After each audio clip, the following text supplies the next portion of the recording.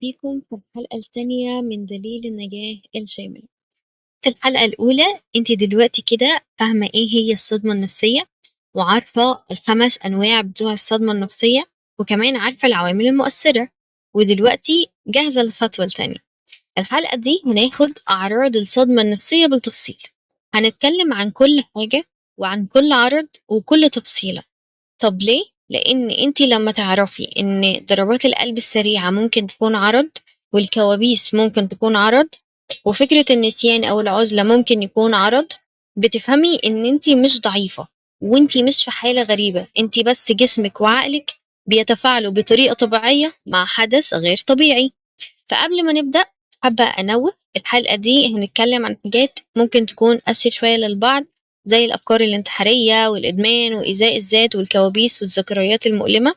ممكن تحسي بحزن شوية، وممكن تلاقي نفسك برضو في الأعراض اللي أنا هقولها، وأنا عارفة وحاسة بيكي وعارفة قد إيه ممكن يكون صعب جدا عليكي. فلو حسيت إن الحلقة تقيلة قوي ممكن تقسميها، أو ممكن توقفي الفيديو وتاخدي بريك وتشربي مية أو تتنفسي. تمام، وارجعي للحلقة لما تكوني جاهزة. طبعا لو حسيتي بأفكار إيذاء للنفس أو انتحار، ما تنسيش يا إما تتصلي بالمعالج يا إما تتصلي بخط الطوارئ. طيب خلينا نعمل مراجعة سريعة كده على الحلقة الأولى.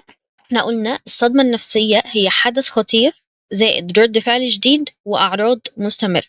وكمان قلنا ايه الفرق ما بين الضغط والصدمة. الضغط احنا قلنا ان هو بيروح مع الوقت وهو حاجة مؤقتة، والصدمة بتستمر شهور أو سنين.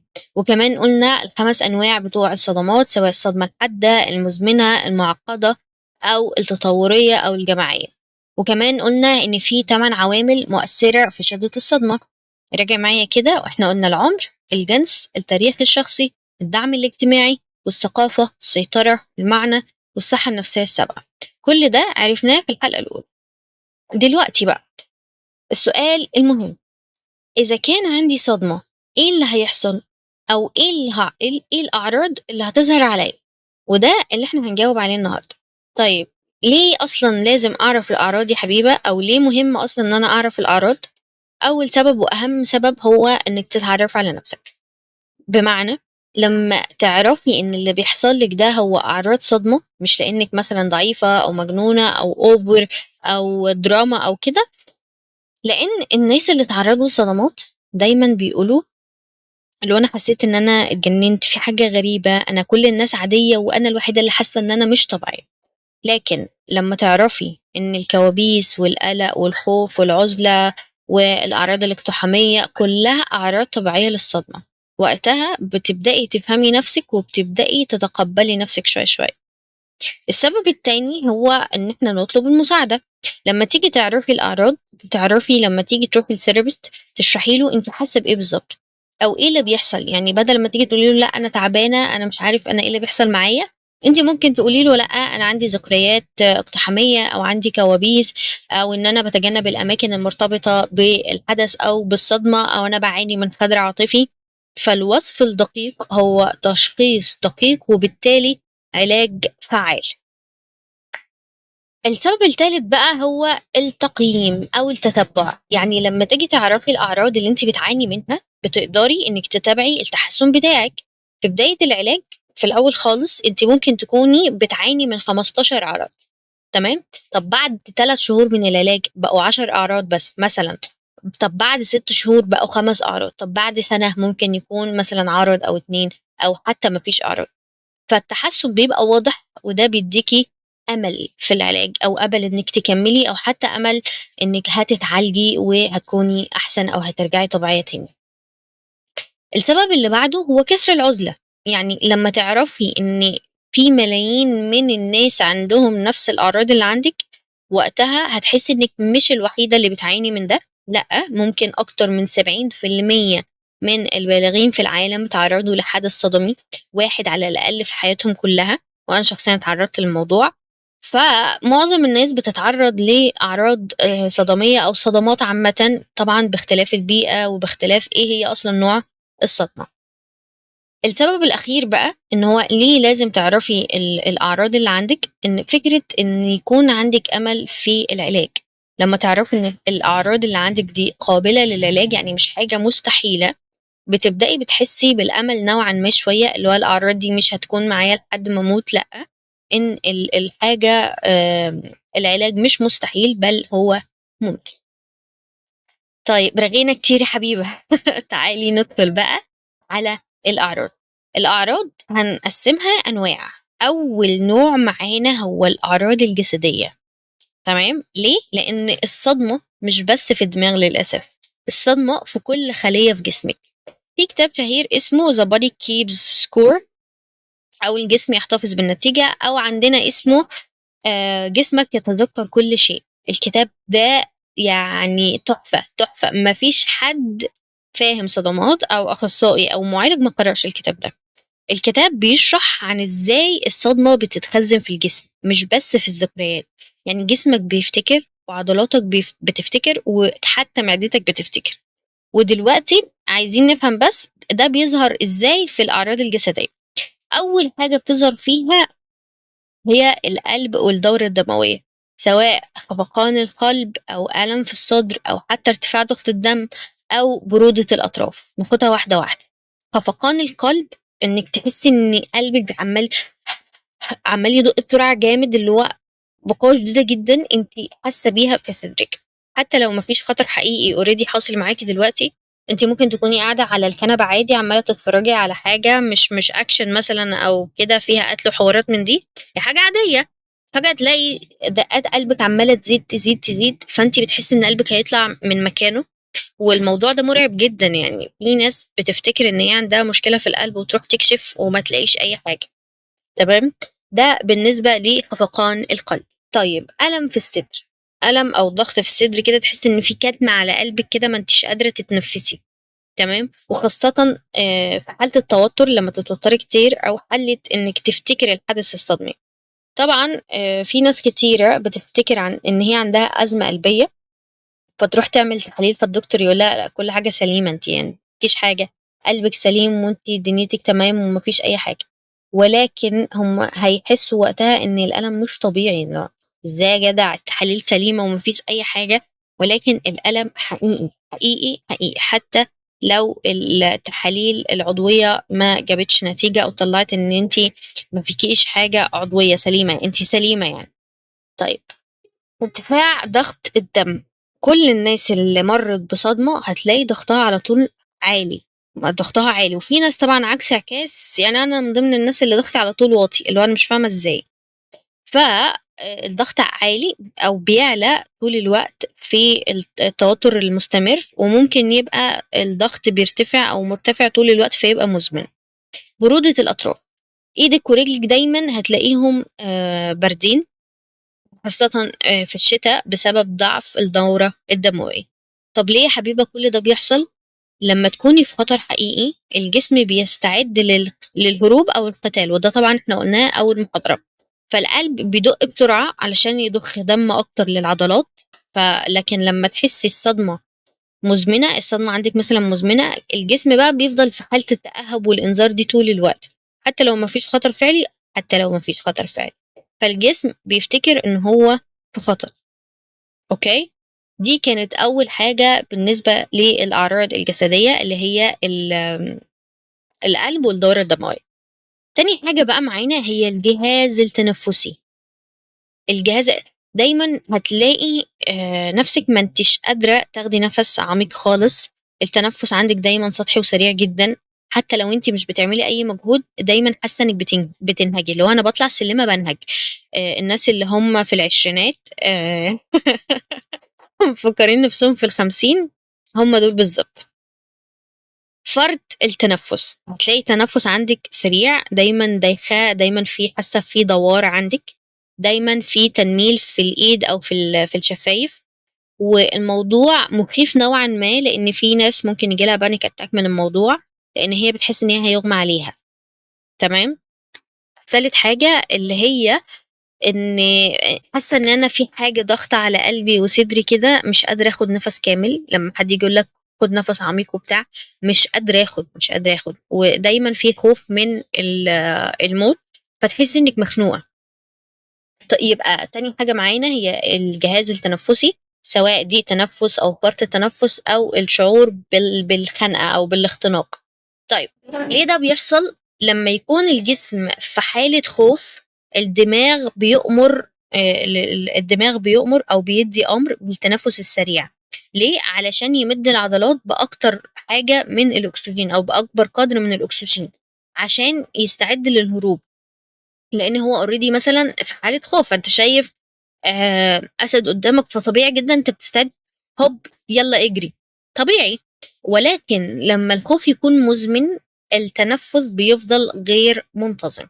وفي ناس بتبقى ماشية بمنظم ضربات القلب، الدكتور بيكتبها يعني، لأن هي طول الوقت ضربات قلبها سريعة حتى من غير ما في أي حاجة معاها تحصل. أنا عارفة إن الأعراض دي ممكن تكون مزعجة عند البعض، ولكن هي مش خطيرة، يعني مش هتموتي، مش هتختنقي من فرط التنفس أو كده. وفي حاجات تمارين سهلة جدا إن شاء الله هناخدها في حلقات جاية. تمام. تالت حاجة معانا بقى في الأعراض الجسدية ألا وهي الجهاز الهضمي. مشاكل اللي معظمنا وتلات أرباع الشعب المصري بيعاني منها. هتلاقي دايما بالذات البنات بقى شعور دايم انك عايزه تتقيئي، لو انت في غثيان في الموضوع، خاصه لما تفتكري الحدث او لما تتوتري. وهيلاقي عندك فقدان شهيه، انت مش قادره تاكلي. وكمان مشاكل في الامعاء، يا اما احنا بنسميها الاي بي اس، يا اما اسهال مزمن يا اما امساك مزمن يا اما الاثنين التناوب كده، اللي هو ايه، بيبدلوا مع بعض، شويه اسهال وشويه امساك.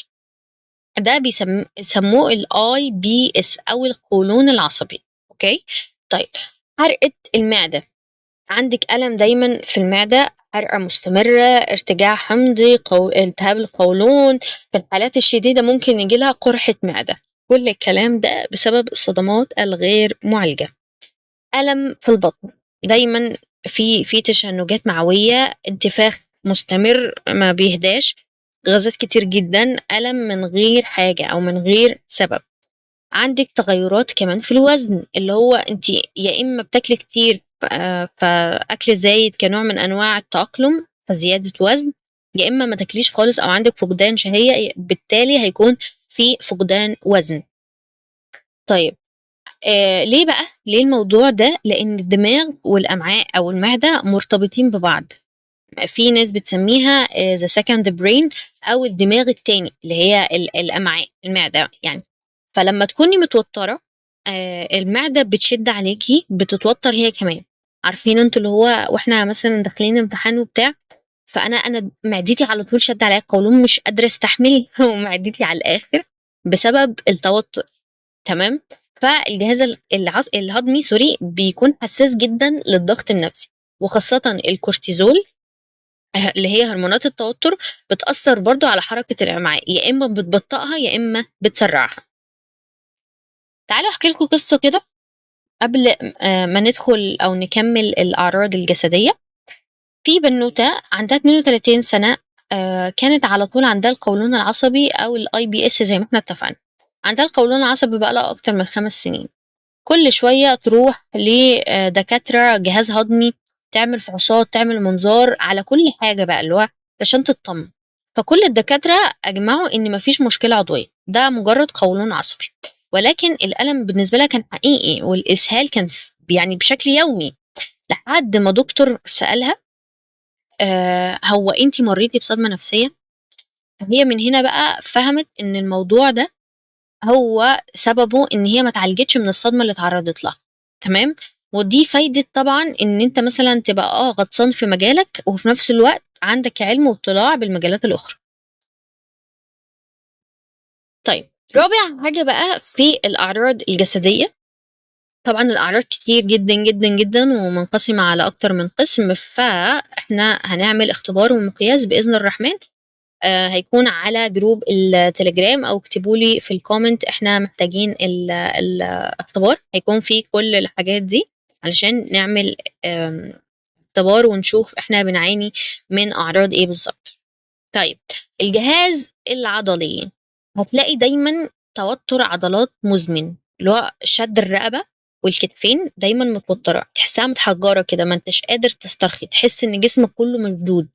مش عارف تهدى ومش عارف تسترخى خالص، طول الوقت عضلات الرقبة والكتفين لأن هما دول مرتبطين ببعض دايما في توتر دايم، ما انتش فاهم ايه اللي بيحصل. آلام في الظهر، ألم مزمن خاصة عند النساء في آخر الظهر كده، أو أعلى الظهر ما بين الكتفين، ممكن يكون شديد لدرجة إن هو يمنعك من الحركة، إنك تتحركي بشكل طبيعي شبه البني آدمين. أوكي، الصداع والشقيقة، عندك دايما صداع مزمن ما بيروحش، والله خدت مسكنات ما بيروحش، شربت ميه ما بيروحش، نمت كويس ما بيروحش، ما فيش، صداع مزمن. وعندك ألم في الفك، تمام، طبعا بسبب كتر الضغط على السنان، كتر الضغط على السنان بيعمل ألم في الفك شديد جدا جدا. وهتلاقي عندك ألم برضو لما تيجي تمضغ الأكل، أو عندك صعوبة برضو في فكرة فتح الفم، اللي هو أنت مش قادر تفتح بقك شوية. وفي حاجة اسمها صرير الأسنان، اللي هو لو أنت نايم كده ممكن تجز على أسنانك شوية. وعندك برضو من ضمن الجهاز العضلي ركفة اليدين، أو حاسس إنك في رعشة في إيدك لا إرادية كده، وخاصة لما أنت بتتوتر تحس إن إيدك كلها كده. تمام. طيب يا حبيبة، ليه ده كله بيحصل يا حبيبة؟ أنا مش فاهم. لما أنت تكون في خطر العضلات بتتوتر زي ما قلنا علشان تستعد، يا إما تقاتل يا إما تهرب. ولكن لما يكون التوتر مزمن العضلات مش عارفة ترتاح، لأن هي طول الوقت في تأهب إن هي إيه، يا تهرب يا تقتل. فالنتيجة الطبيعية هتلاقي ألم مزمن. ومهما عملت علاج طبيعي أو أخدت مسكنات، المشكلة مش في العظم، المشكلة في الجهاز العصبي. لما تيجي تعالج الصدمة هتلاقي العضلات لوحدها بتسترخي والألم عندك بيقل. خامس حاجة بقى من الأعراض الجسدية هتلاقي الأرق والنوم. عندك صعب إنك تنام أو تدخل في النوم بالليل، بتفضلي من ضمنهم أنا طبعا بنفضل 5000 ساعة تقريبا بنحاول ننام فيها لحد ما بندخل في النوم، وكمان ما بيكونش نوم متواصل. عندك دايما بتصحى بالليل بشكل متكرر، كل شوية تصحى، وممكن تصحى مثلا الساعة 3 أو الساعة 4 وصعب جدا إنك ترجع تنام تاني. الموضوع ده مزعج جدا جدا جدا. وكمان الأكتر إزعاجا هي الكوابيس، أحلام مزعجة ومخيفة جدا، وأحيانا نفس الكابوس بيتكرر كتير، أو فكرة إنك تكون قايم وأنت في حالة ذعر كده، اللي هو قلبك عمال ينبض بسرعة، عرقان كتير كتير، اللي هو أنت مش فاهم فيه إيه، كأنك عايش الحلم أو الكابوس. وطبعا الأبحاث العلمية كلها أكدت إن الكوابيس من أكتر أعراض الصدمة شيوعا، يعني بيحصل لأكتر من 70% من الناس اللي اتعرضت لصدمة. تمام. النوم المضطرب، يا إما نوم خفيف جدا جدا اللي هو اللهم صل على النبي، اي صوت بسيط كده بيصحيك، انت فتحت النور بتصحى، حد همس كده في ودنك بتصحى، حد بس كده حسيت برجل حد داخل بتصحى، ما انتش قادر تحس بالراحة حتى بعد ما تنام، وبتصحى مرهق جدا جدا جدا، وتقول لك يا ريتني ما نمت، اللي هو نمت زي ما نمتش. يا اما نوم زيادة، في بعض الحالات ممكن نلاقي حد تعرض لصدمة نايم لساعات طويلة جدا، كنوع من أنواع الهروب من الواقع، ممكن ينام من 12 ل14 ساعة جدا ومش قادر إن هو يصحى. الإرهاق المزمن، تعب شديد جدا حتى بعد ما تنام بقى صحيت خلاص مفيش طاقة إنك تعمل حتى أبسط الحاجات اللي أنت ممكن تعملها، ودايما حاسس باستنزاف، كل حاجة صعبة عليك، ودايما بسبب كل الأعراض دي حاسس بإرهاق مزمن.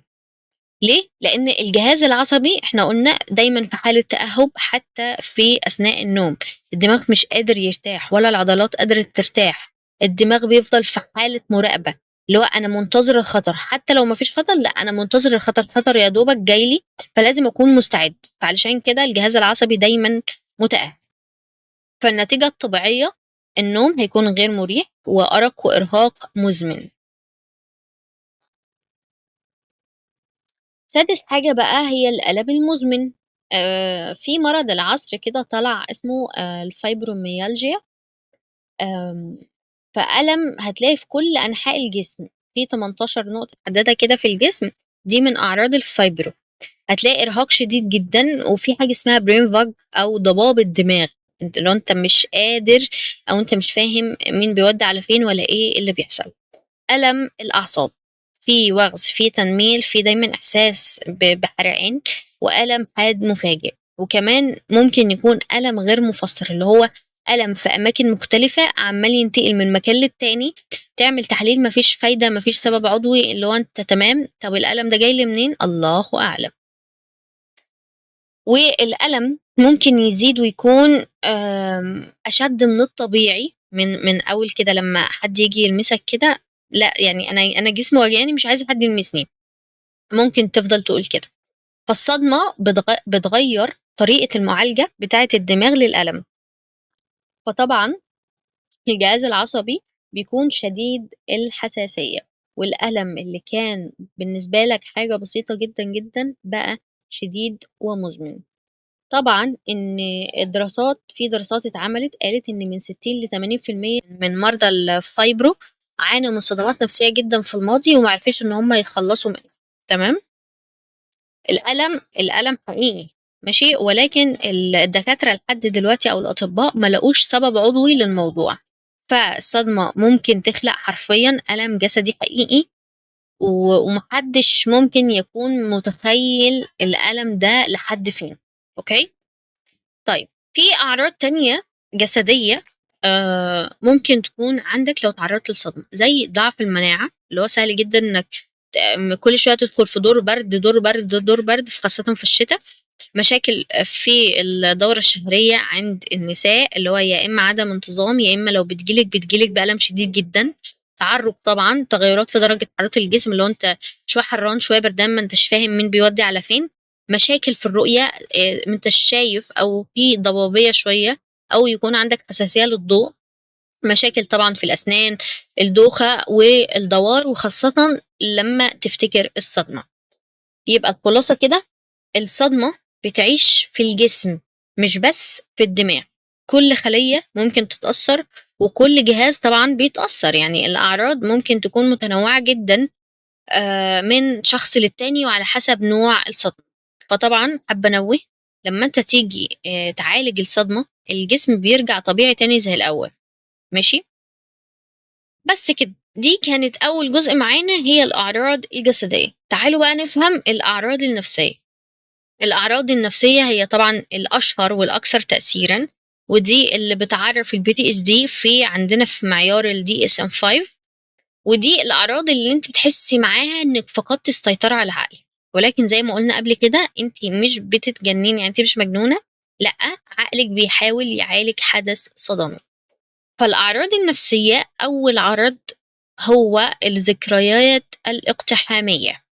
يعني ذكريات ما انتش عايزاها بتيجي فجأة كده من غير حتى ما تستدعيها، تيجي على دماغك فجأة، مش مجرد انك فاكرة، لأ، هي الذكريات دي هتلاقيها جايلك بقوة شديدة جدا زي العاصفة بالظبط. بتيجي كمان مع مشاعر قوية جدا ما انتش قادرة توقفيها، فبتحس ان الحاجة دي بتحصل لك دلوقتي مش في الماضي للأسف. يعني انت كأنك يعني فاكرة الحدث كله، وفاكرة انك اتعرضتي لحدث صادم، تمام. فلما تحصل لك صدمة، الدماغ مش بيقدر يعالج الذكرى بتاعت الصدمة دي بشكل طبيعي، فالذكرى بتتخزن بطريقة مجزأة من غير سياق زمني، فهو مش فاهم أصلا، الدماغ مش عارف إن هي ماضي، فبيفضل يفتكرها إن هي حاضر فبتحصل دلوقتي. وكل ما يحصل تريجر الذكرى بترجع بقوة تاني، أوكي. تاني عرض معانا بقى هو الفلاش باك أو استرجاع الأحداث. الفلاش باك ممكن يكون أقوى من الذكرى الاقتحامية، تمام، لأن في الذكرى الاقتحامية أنت فاكرة إنك في الحاضر، ولكن أنت اوريدي بتفتكري الماضي، يعني أنت واخدة بالك إنك في الحاضر دلوقتي. إنما في الفلاش باك أنت بتعيشي الحدث كله تاني كأنه بيحصل دلوقتي. طيب يا حبيبة أنا مش فاهم، الذكرى الاقتحامية أنت بتفتكري الحدث وكمان عارفة إنك في الحاضر، وبيحصل في مدة قصيرة جدا، يعني من ثواني لدقايق عادي جدا، بس الموضوع مزعج شوية عادي. ولكن الفلاش باك انت عايشة الحدث تاني كله بكل تفاصيله، وانت وقتها للأسف الشديد انت بتفقدي الاتصال بالحاضر، اللي هو انت فصلتي عن الواقع، والموضوع ممكن يستمر معاكي من دقايق لساعات على حسب الشخص وعلى حسب قوة الصدمة. فالموضوع بالنسبة لناس كتير جدًا، جدًا مُرعب، اللي هو أنتِ بتعيشي الحدث تاني كإنِّك موجودة معاه دلوقتي، فتنفصلي عن الموضوع. تمام. أحكي لكم قصة. في بنوتة اتعرّضت لاعتداء جنسي في يوم من الأيام. طبعًا بعد أمّا اتعرّضت هي ما كانتش اتعالجت. فاتجوّزت، فجوزها لمسها بطريقة معيّنة شبه وقت الاعتداء ده. حصل لها flashback في ثانية إلّا ثانية ما بقتش موجودة مع جوزها. هي كانت وقتها في الحدث الصدمي اللي حصل لها تاني، يعني كإنه بيتعاد تاني بنفس التفاصيل. هي شايفة اللي كان بيعتدي عليها، سمعت صوته، حست بنفس الألم ونفس الرعب، فضلت تصرخ بتدافع عن نفسها.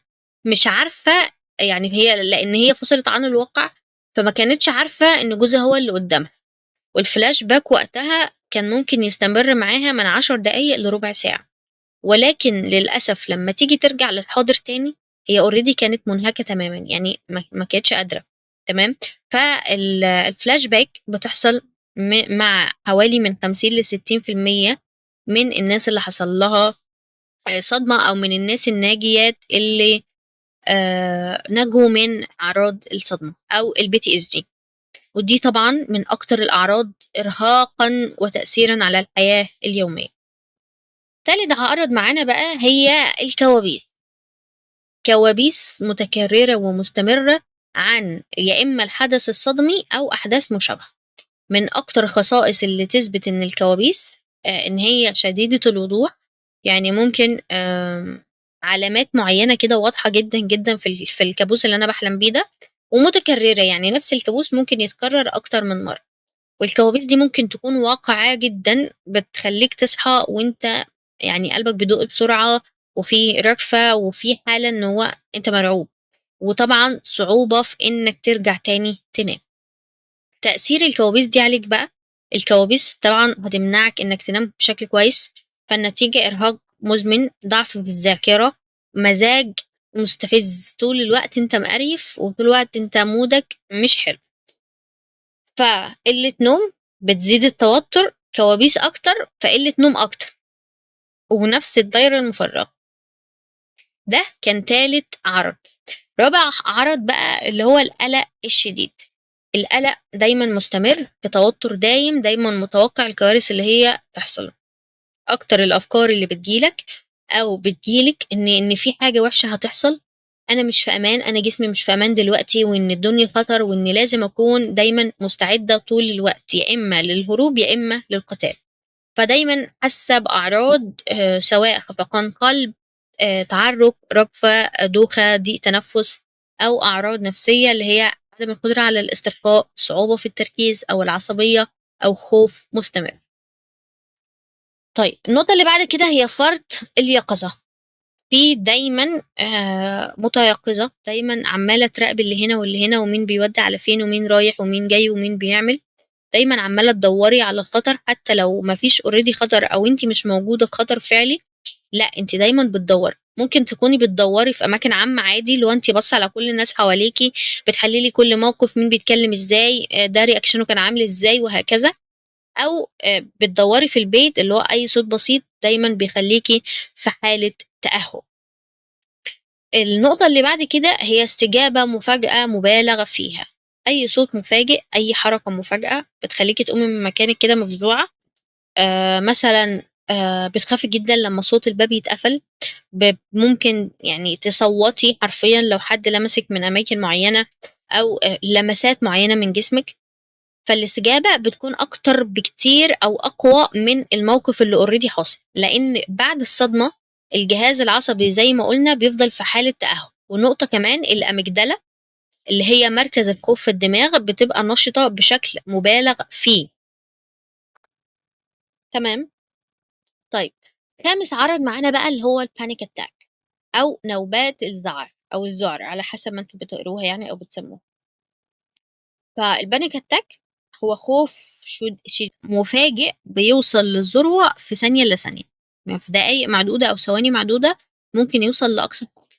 أكتر الأعراض المشهورة للبانيك اتاك هو ضربات قلب سريعة جدًا، جدًا، اللي هو خفقان قلب شديد، ألم في الصدر، ما أنتش قادر تتنفّس، ضيق تنفُّس، دايمًا ممكن يحصل لِك دوخة أو يُغمى عليكِ، في تعرُّج شديد جدًا، إيدِك دايمًا بتترعش، حاسة بإنِّك خلاص في غثيان في الموضوع، تنميل في الإيد، ممكن تكوني حاسة بعدم الواقعية، ممكن تكوني خايفة من الموت. دي من أكتر الحاجات، مدتها ممكن تتراوح من 5 دقايق ل20 دقيقة maximum، وفي ناس ممكن تقعد معاهم أزيد من كده. فطبعًا الpanic attack ممكن تحصل لناس يوميًا أو أسبوعيًا أو مرتين في الشهر، على حسب الشخص، لو هو اتعالج من الموضوع فممكن يحصل له عدد مرات أقل من الشخص العادي أو الشخص اللي اتعرض لصدمة وما اتعالجش من الموضوع. فوقتها بقى إن بعد ما أول panic attack تحصل، في ناس بتخاف إن هي يحصل لها نوبة تانية، أو بتتجنب الأماكن أو المواقف أو حتى الأشخاص اللي ممكن تحصل فيها نوبة تانية.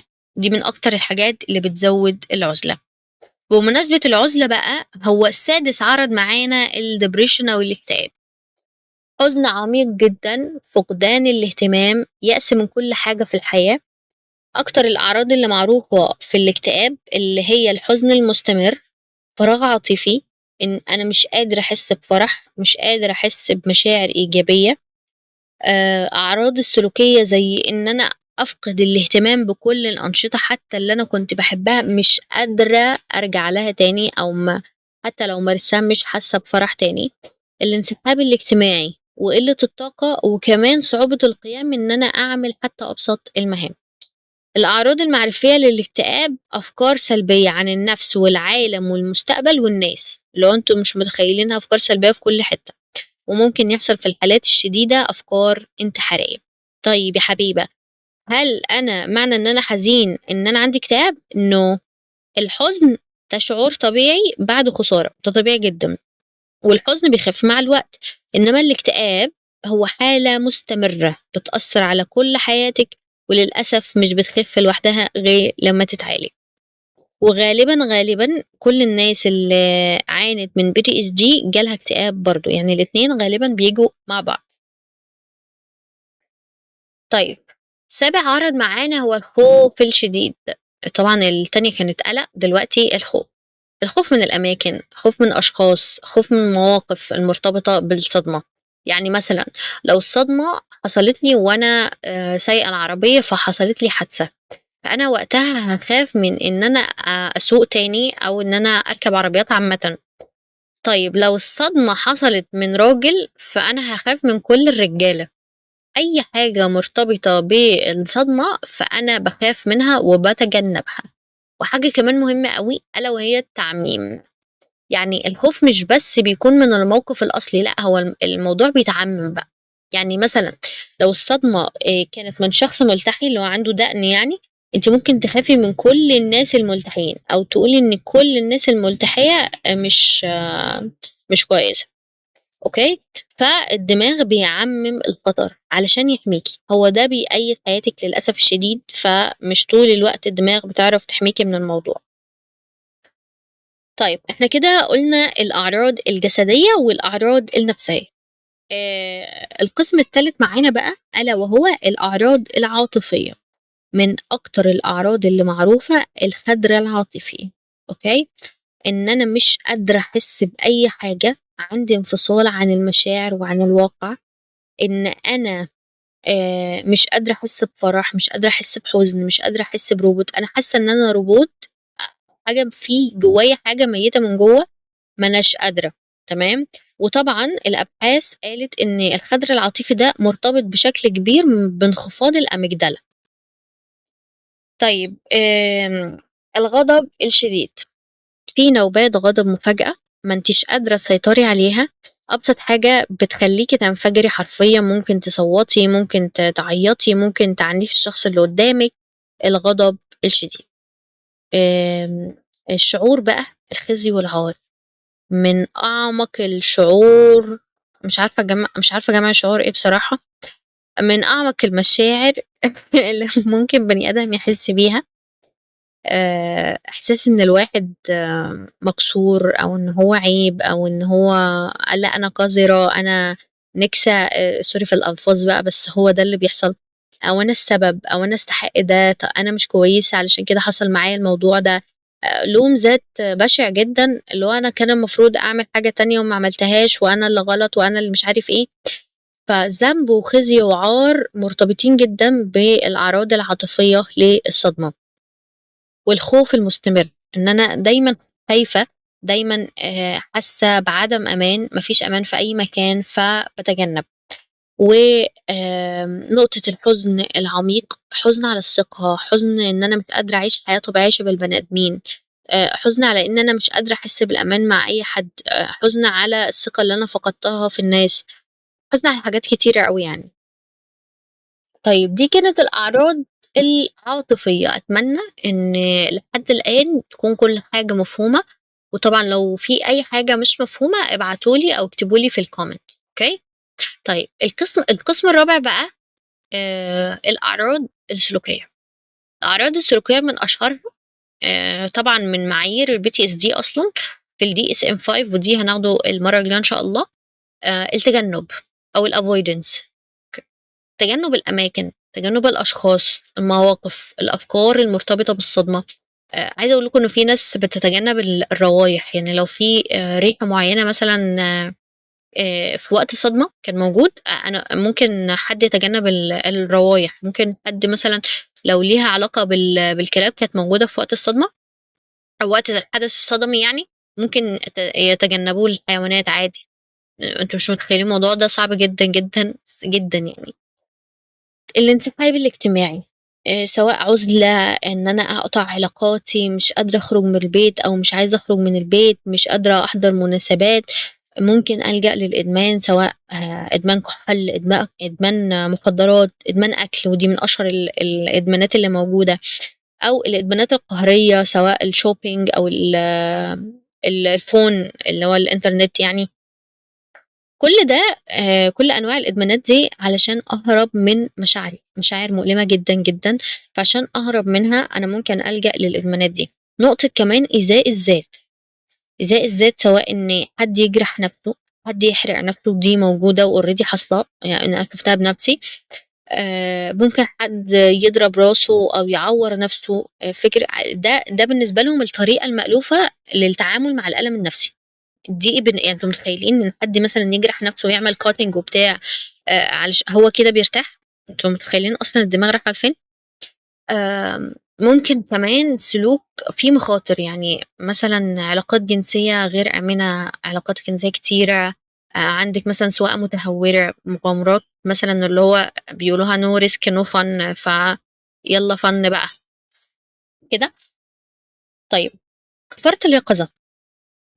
مراقبة مستمرة دايمًا للمحيط بسبب التوتر الدايم، أو بسبب إني مش قادر أسترخي، أو جسمي مش قادر يهدى، أو جهازي العصبي مش قادر يهدى. فدي كانت الأعراض السلوكية. الأعراض المعرفية بقى أهمهم هي صعوبة في التركيز، إن أنا مش قادر أركّز على حاجة لفترة طويلة، بازهق بسرعة جدًا. مشاكل في الذاكرة، يا إما في فجوة في الذاكرة، أو أنا مش فاكر الأحداث أصلًا، أو مش قادرة أفتكر أجزاء من الحدث الصدمي اللي حاصل معايا. وعندي أفكار سلبية، أفكار مُبالغ فيها عن النفس والآخرين والعالم زي ما إحنا قُلنا. وأشهر الحاجات اللي موجودة في الحدث الصدمي هي التفكير بالأبيض والأسود، اللي هو يا كل حاجة صح، يا كل حاجة غلط، ما فيش حاجة رمادية خالص، ما فيش حاجة في النُص. أو ضباب الدماغ اللي هي الbrain fog، إن في عدم وضوح في التفكير، صعوبة في معالجة المعلومات، صعوبة كمان في اتخاذ القرارات، حتى القرارات البسيطة بتبقى صعبة جدًا، جدًا، جدًا. ولوم النفس أو الآخرين بشكل مشوّه ومُبالغ فيه للأسف الشديد. الأعراض الاجتماعية بقى معلش تحسّوا إن هو كلّه ورا بعضه، ورا بعضه، ورا بعضه، علشان هو ما فيهاش شرح كتير غير الأعراض طبعًا، اللي هي العلامات المميزة بس. الأعراض الاجتماعية أهمهم العُزلة الاجتماعية، إن إحنا قُلنا نقطع كل علاقاتنا، وإن أنا مش قادر يعني مش عايز أتكلّم ما ليش خُلق أتكلّم مع بني آدمين أصلًا. صعوبة في الثقة، يعني عدم القدرة على الثقة بأي حد، عندنا تراش تراست ايشوز. ف لا يعني مش قادرة، وكمان حاسة بالغربة عن الآخرين. يعني شوية تلاقوني بتكلم عليا، شوية تلاقوني بتكلم على البني آدمين، شوية تلاقوني بتكلم بصيغة أنت وأنتي. فمعلش بقى في الصياغات الكتير دي عشان عايزة أنام. طيب، مشاكل في العلاقات الحميمية، يا إما خوف من سوري، خوف من القرب العاطفي أو الجسدي، يعني مش قادر أقرب من حد سواء بشكل عاطفي أو بشكل جسدي. تعلق شديد وغير آمن، ومن أكتر الأعراض اللي موجودة هي الخوف من الهجر، يا إما تعلق شديد أو انفصال كامل. احنا قلنا مفيش منطقة رمادي، والأنشطة اللي احنا كنا بنحبها دلوقتي مش مهتمة بيها خالص، والناس هي مش قادرة تفهم هو ايه اللي بيحصل معانا. فيقول لك بقى تجاوز الموضوع، بطلي عياط، بطلي دراما، خدي نفس، خدي مش عارف ايه. للأسف الموضوع ده بيزود الألم، لأن هو مفيش وعي، والناس اللي احنا يعني كنا بنتوقع منها الدعم بيخيبوا ظننا، فالألم بيزيد للأسف. طيب، فقدان الدور اللي انت كنت بتلعبيه سواء في الشغل، في البيت، في الصحبة، انت مش عارفة انت مين دلوقتي، فيحصل لك فقدان هوية. اوكي، او اللجوء للعلاقات الغير آمنة. يعني في ناس كتيرة من الناجيات بيقعوا في علاقات مسيئة تاني، مش يعني هم مش متوقعين أحسن من كده، فبيرجعوا تاني يخلوا يعني الوضع بيخليهم مستعدين لصدمة تانية من نفس الحدث. يعني الأعراض الاجتماعية مش مجرد حرمان من المتعة وبتاع، لأ، هي ليها تأثير مباشر على الشعور بالأمان والشعور بالانتماء، لأن اوريدي أصلا البشر كائنات اجتماعية معروفة. فنقطة العزلة والبعد عن العلاقات والحاجات دي فليها صدمة إضافية. تمام. طيب، نيجي بقى على الجزء المهم. ايه الفرق ما بين البي تي اس دي والسي بي تي اس دي؟ او البي تي اس دي اللي هي اختصار لبوست تروماتيك ستريس ديس اوردر، او اضطراب ما بعد الصدمة. تمام. والسي بي تي اس دي فيما يعرف بالكومبلكس بوست تروماتيك ستريس ديس اوردر، او الصدمة المعقدة عامة. طيب، اضطراب كرب ما بعد الصدمة مجموعة من الأعراض ممكن تستمر لأكتر من شهر بعد التعرض للحدث الصادم. يعني انت ما حصل حدث صادم دلوقتي، ممكن الأعراض ما تظهرش عليك غير بعد أسبوع، أسبوعين، في ناس بيظهر لها بعد شهر من بعد التعرض للحدث. طيب، أنا أفهم إزاي يا حبيبي؟ أنا مش فاهم.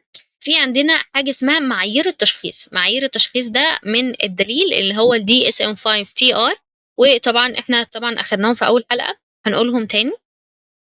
اول عرض واهم عرض هو التعرض للحدث الصادم. احنا قلنا التعرض يا اما يكون تعرض مباشر، او شفت حد بيحصل له كده اللي هو شهادة على الحدث، يا اما سمعت ان حد قريب مني حصل له كذا، او تعرض متكرر للتفاصيل.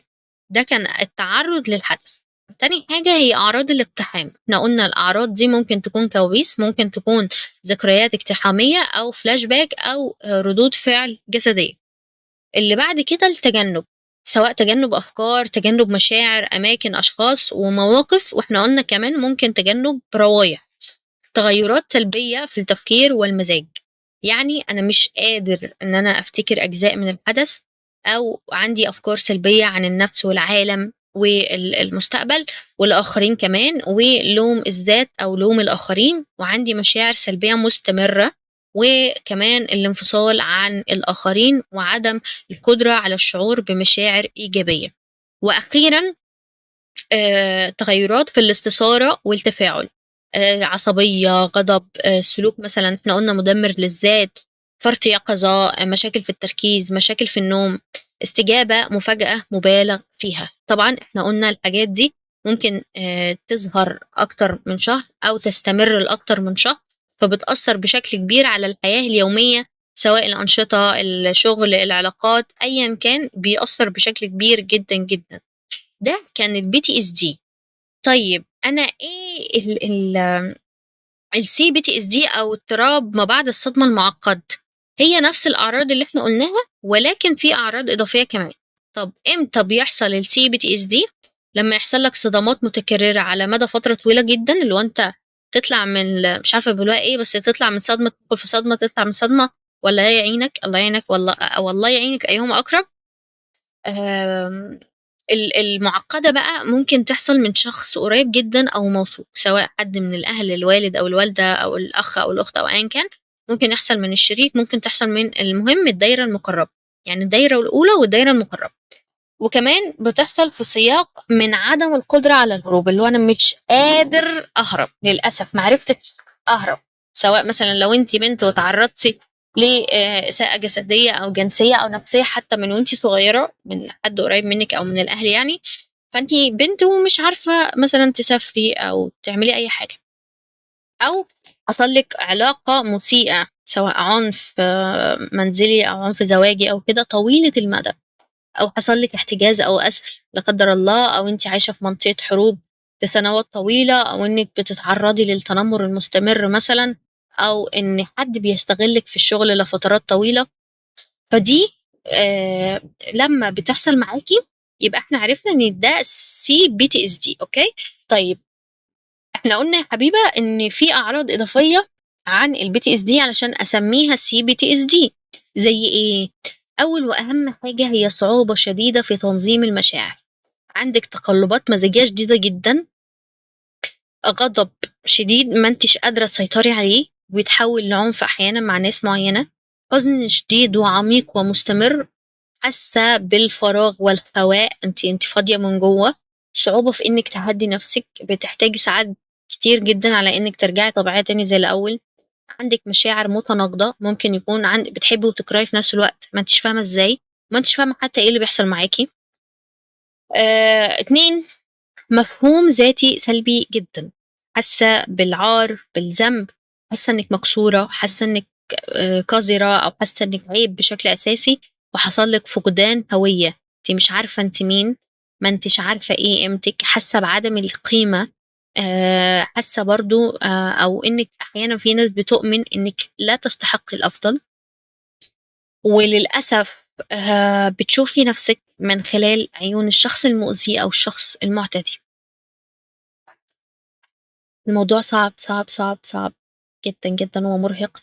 اوكي، 3، مشاكل شديدة جدا في العلاقات، يا إما عندك صعوبة شديدة في إنك تثقي في أي حد، مش قادرة تحافظي على علاقات صحية طويلة الأمد، عندك تعلق غير آمن، يا إما متعلقة جدا وده خوف من الهجر، يا إما منفصلة تماما وده خوف من القرب، والاتنين أنقح من بعض. تكرار نمط العلاقات المسيئة، يعني واحدة ورا التانية، علاقة علاقة علاقة كلهم أنقح من بعض. الخوف الشديد من القرب العاطفي أو الجسدي، والأهم صعوبة في طلب المساعدة. يعني الخلاصة، الBTSD هو الشخص عارف إن المشكلة خارجية اللي هي الحدث الصدمي، إنما في CPTSD الشخص بيؤمن، نركز هنا، بيؤمن إن المشكلة داخلية، يعني المشكلة فيه هو فبيحصل اللي هو لوم ذات بقى وفقدان هوية وكل اللي احنا قلناه ده. طيب انت اتكلمتي عن الBTSD والCPTSD، انا اعرف منين انا عندي انهي واحدة؟ وخاصة ان احنا مش هنشخص، اوكي، بس نكون عارفين الاعراض اللي احنا بنعاني منها عشان لما نروح لثيرابيست نكون عارفين. طيب اذا كانت الصدمة حدث واحد قاسي بقى، مريب، ايا كان، من شخص غريب، او حصل لك حادث وكانت حياتك قبل الصدمة دي طبيعية ودلوقتي ما بقتش، والأعراض واضحة وإني أعرف أشوفها وتتبعها، ده غالبا BTSD. طيب لو كانت الصدمة متكررة على سنوات طويلة من شخص قريب أو موثوق فيه، وحياتك كانت فوضى من الأول، والأعراض اللي عندك عميقة ومعقدة، وعندك مشاكل شديدة جدا في العلاقات والهوية، ده غالبا CPTSD. الموضوع اللي احنا بنقوله ده مش للتشخيص، التشخيص للمعالج، مش انت اللي هتقعدي تشخصي نفسك. انت تعرفي ان العلاج ممكن في الحالتين، سواء عندك BTSD او CPTSD. ومقاييس الاعراض احنا قلنا ان احنا هنسيبها في جروب التليجرام باذن الرحمن، واللي عايز المقياس يكتب لي في الكومنتات. اوكي، طيب سريعا كده، ايه اللي احنا اتكلمنا عنه النهارده؟ الاعراض، احنا قلنا اعراض نفسيه، اعراض جسديه، عاطفيه، سلوكيه، معرفيه، اجتماعيه. وقلنا ايه الفرق ما بين الBTSD والCPTSD. ومهم جدا الكومبلكس PTSD ده جدا جدا جدا. طيب ايه اللي انا اعمله دلوقتي؟ اهم خطوه واول خطوه هي الاعتراف، انك تعترفي اصلا بالاعراض اللي عندك، وتعترفي انك اتعرضتي لصدمه، وتعترفي ان اللي بيحصل لك ده طبيعي. انا عارفه ان الموضوع ممكن يكون صعب عليكي شويه، ممكن يكون مؤذي، ممكن تكوني حاسه دلوقتي ان محدش حاسس بيكي، او ان انت لوحدك في الموضوع، او انا ليه الوحيده اللي بيحصل معايا كده. صدقيني انت مش لوحدك، في ناس كتيره جدا جدا جدا بتعاني من نفس الموضوع. الخطوة التانية، ادعمي نفسك، يا إما تروحي لحد موثوق منه ومتأكدة إنه مش هيطلع أي حاجة من أسرارك بره، وتكلمي معاه، واقري كتب عن الصدمات كتيرة، ومن أشهر الكتب اللي هي جسمك يتذكر كل شيء، وانضمي لجروبات دعم ثيرابي سواء أونلاين أو أوفلاين. واهم خطوه، اطلبي مساعده، انك تشوفي معالج نفسي متخصص في علاج الصدمات، لان مش كل معالج بيعرف يتعامل مع الصدمات، لازم معالج متخصص في الصدمات بس، سواء بقى بالاي ام دي ار او البي اي او اي العلاجات المثبته للصدمات. تمام. معلش مش قادره اجمع قوي عشان عايزه انام، فمش عايزه اتاخر عليكم على الحلقه. واخيرا احنا كده خلصنا الحلقة بتاعت النهاردة. اتمنى ان هي تكون عجبتك، وانا فخورة بيكي جدا جدا جدا لو انت معايا لحد دلوقتي. ولو انت معايا لحد دلوقتي اكتبي لي خلصت للاخر، وانت قوية، وبشكرك بشكرك بشكرك على انك قررتي واديتي نفسك الفرصة انك تفهمي اكتر عن الحاجات اللي عندك، او حتى انك تثقفي نفسك، او حتى انك تدرسي مواضيع مختلفة. وبس كده. أتمنى إن الفيديو يكون عجبك، لو عجبك ما تنسيش الاشتراك في القناة وتفعيل زر الجرس. أشوفك في الحلقة اللي جاية بإذن الرحمن.